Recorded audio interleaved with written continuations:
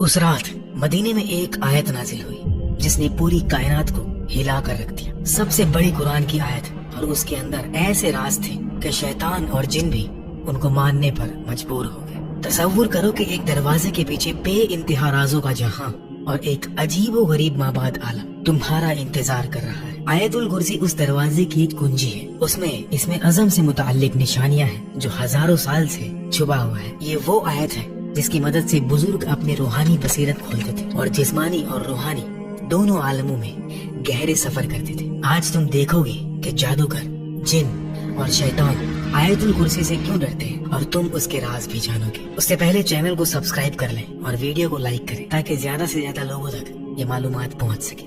اعوذ باللہ من الشیطان الرجیم، بسم اللہ الرحمن الرحیم۔ اللہ لا الہ الا هو الحی القیوم لا تأخذه سنة ولا نوم له ما في السماوات وما في الأرض من ذا الذي يشفع عنده إلا بإذنه يعلم ما بين أيديهم وما خلفهم ولا يحيطون بشيء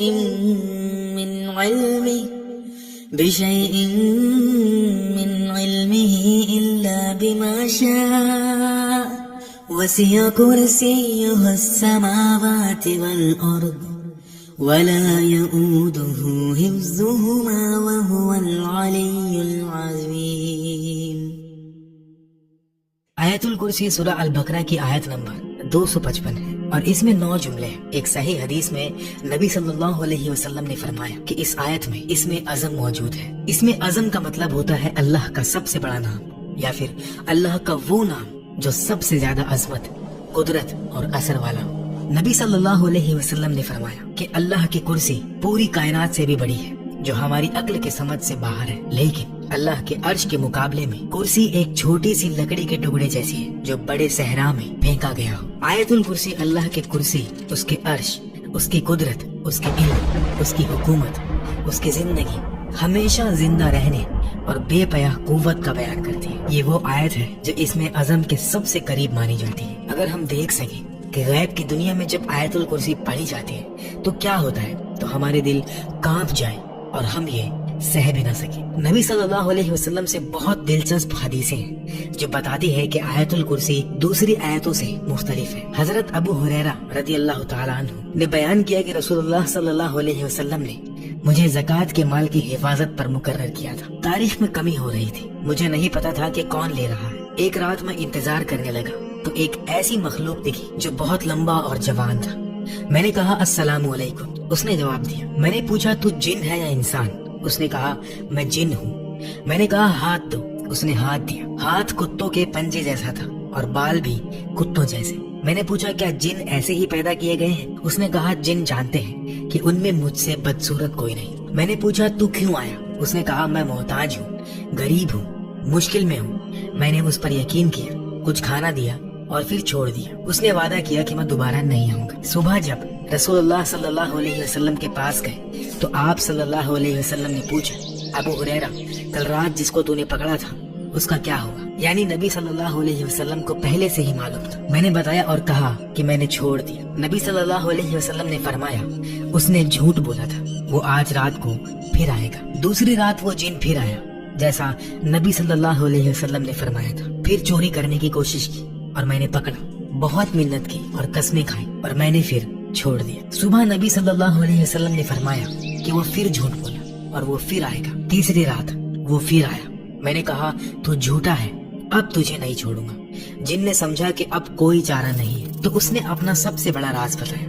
اس نے کہا اگر مجھے چھوڑ دے تو میں تمہیں ایسی چیز بتاؤں جو تمہارے بہت کام آئے گی۔ میں نے کہا بتاؤ۔ اس نے کہا جب تم سونے جاؤ تو اللہ لا الہ الا هو الحی القیوم پڑھ لیا کرو۔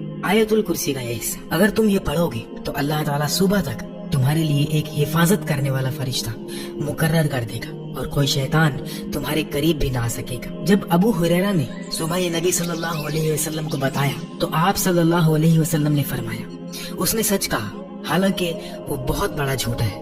پھر آپ صلی اللہ علیہ وسلم نے پوچھا اے ابو ہریرہ کیا تمہیں پتا ہے کہ 3 راتوں سے تم کس سے بات کر رہے تھے؟ ابو ہریرہ رضی اللہ تعالیٰ عنہ نے عرض کیا نہیں یا رسول اللہ، تو نبی صلی اللہ علیہ وسلم نے فرمایا کہ وہ شیطان تھا۔ اس صحیح حدیث کا ایک واقعہ ہے جو سچ میں پیش آیا۔ جس نے بھی آیت پڑھی اللہ نے اس کے لیے فرشتہ بھیجا جو صبح تک حفاظت کرتا ہے، جسمانی اور روحانی نقصان سے بچاتا ہے۔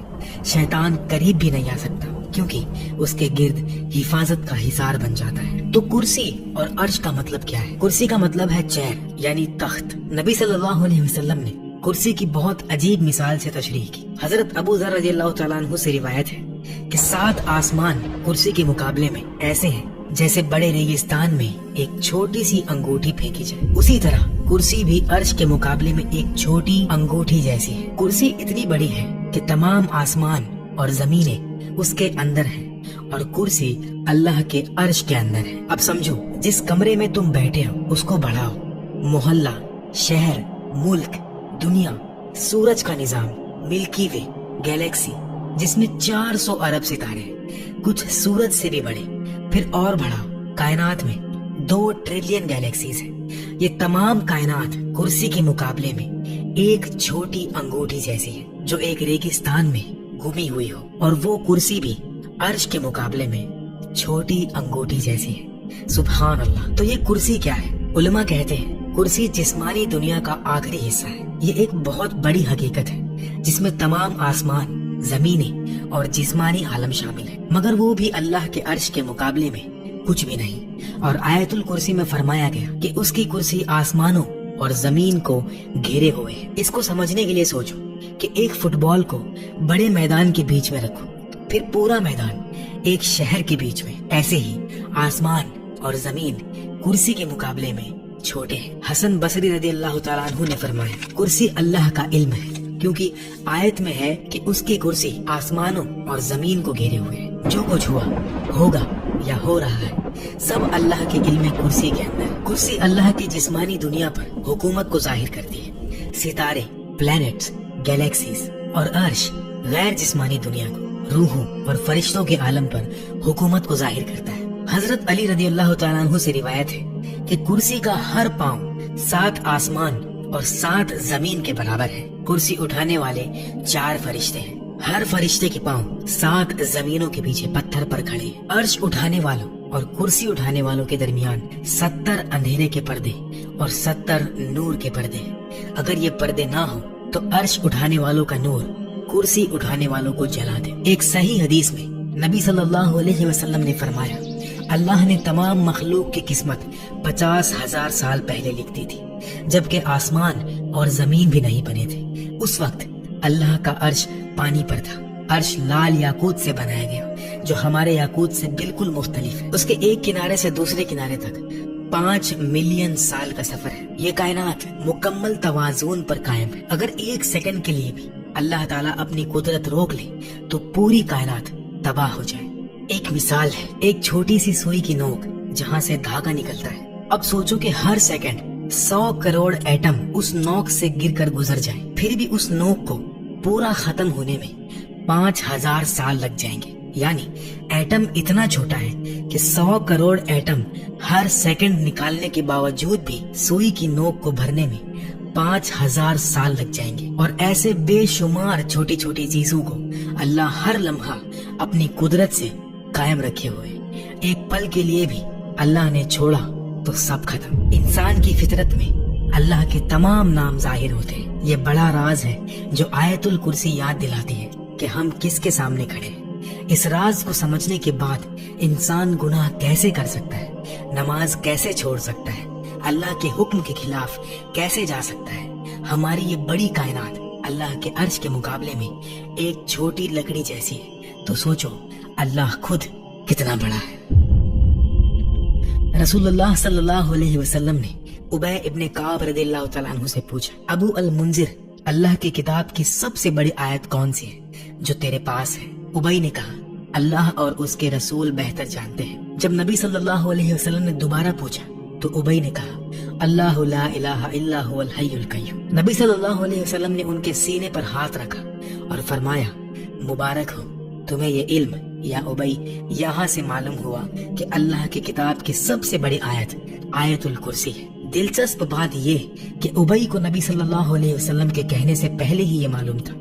एक और हदीस में इमाम नसई रहमतुल्लाह अलैह हजरत अबू उमामा रदियल्लाहु तआला अन्हु से रिवायत करते हैं कि रसूलुल्लाह सल्लल्लाहु अलैहि वसल्लम ने फरमाया, जो शख्स हर फर्ज नमाज के बाद आयतुल कुर्सी पढ़े उसके और जन्नत के दरमियान सिर्फ मौत है, यानी मौत के बाद अल्लाह उसको जन्नत में दाखिल कर देगा। ये बताता है कि आयतुल कुर्सी जन्नत तक पहुंचाने वाली आयतों में से है। आयतुल कुर्सी को कैसे पढ़े कि दिल रूहानी बसीरत से देखने लगे। पहला कदम, जिस्म और मद्दी दुनिया से दूर होना, रूह और मानी के करीब आना, बंद दरवाजे खोलना। सबसे पहले आयत को समझना जरूरी है, तो पहले आयतुल कुर्सी का तफसीर देखते हैं एक एक जुमले के साथ। अल्लाह सबसे बड़ा और शरीफ नाम। ये अल्लाह एटम को भी उतनी ही आसानी से पैदा कर सकता है जितनी आसानी से गैलेक्सी बनाता है।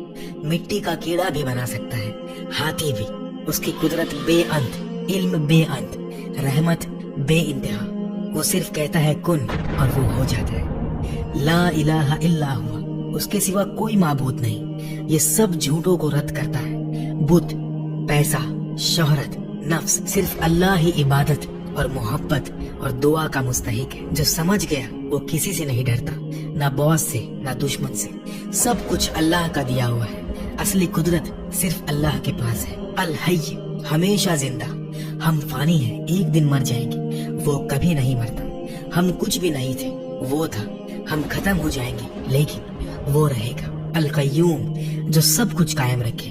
अभी तुम सांस ले रहे हो, सांस कौन दे रहा है? अल्लाह। दिल धड़क रहा है, कौन धड़का रहा है? अल्लाह। जमीन घूम रही है, कौन घुमा रहा है?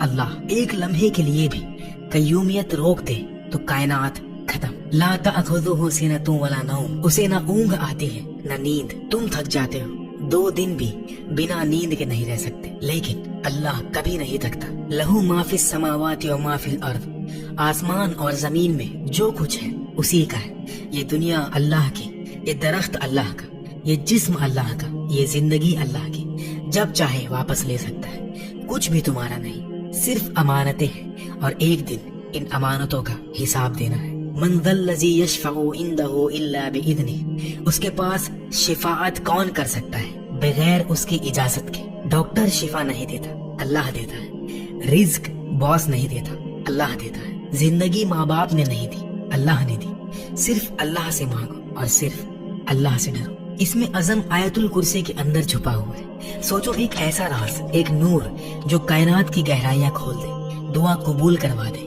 मुरादें पूरी करवा दे। ये अल्लाह का सबसे बड़ा और पुर असरार नाम है। इसमें अज़म, जैसा कि लैलतुल कद्र रमजान में छुपी है, इसी तरह इसमें अज़म भी छुपा हुआ है।